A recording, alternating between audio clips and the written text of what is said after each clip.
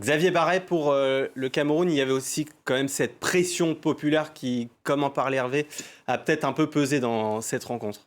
Bon, on l'a senti au fil du match, en fait. Ils ont attaqué vraiment comme il le fallait. Ils ont fait une très bonne première période. Ils se sont procuré des occasions. Il y a eu cette tête de Ngadeu, effectivement, sur l'arrêt du but égyptien.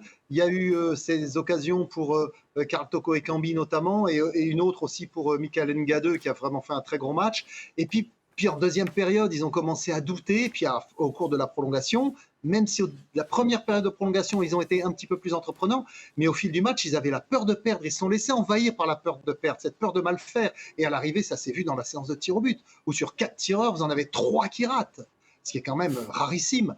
Donc on a vu vraiment cette équipe du Cameroun, et on l'avait dit dans votre émission, Elliot, déjà depuis presque le début de la compétition, c'est une équipe qui avait eu un parcours quand même assez facile. Elle se l'était rendue facile en sortant première de son groupe, en terminant en huitième de finale contre un troisième, les Comores, qu'elle avait eu d'ailleurs beaucoup de mal à éliminer. Un quart de finale contre un deuxième, la Guinée équatoriale. C'était la première grosse équipe qu'il rencontrait dans ce tournoi, et il ne passe pas parce qu'effectivement, l'épreuve athlétiquement, on peut dire qu'ils étaient au rendez-vous, surtout en début de match, mais au niveau mental, ils n'y étaient pas, et on les a vus s'effondrer au fil des minutes.